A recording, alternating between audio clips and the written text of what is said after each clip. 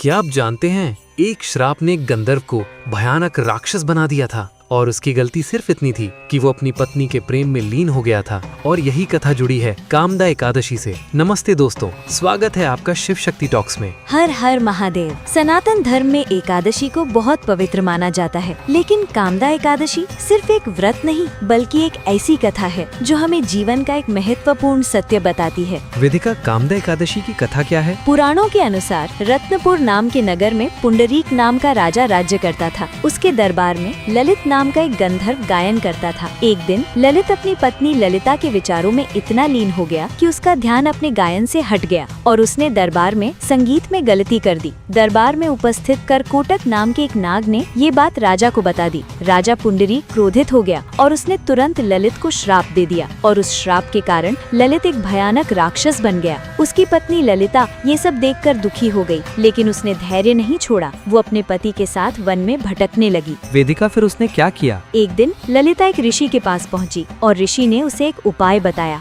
कामदा एकादशी का व्रत। ललिता ने पूरी श्रद्धा और भक्ति के साथ ये व्रत किया और अपने व्रत का फल अपने पति को समर्पित कर दिया। और फिर उस व्रत के प्रभाव से ललित का श्राप समाप्त हो गया और वो फिर से अपने असली रूप में आ गया। ये कथा हमें सिखाती है कि एक छोटी सी गलती जीवन को बदल सकती है, लेकिन भक्ति और सही मार्ग उस जीवन को फिर से सुधार सकते हैं। इसलिए कामदा एकादशी सिर्फ एक व्रत नहीं बल्कि जीवन को समझने का एक अवसर है। यदि आपको ऐसे पौराणिक और आध्यात्मिक ज्ञान के एपिसोड्स पसंद आते हैं तो चैनल को सब्सक्राइब जरूर करें।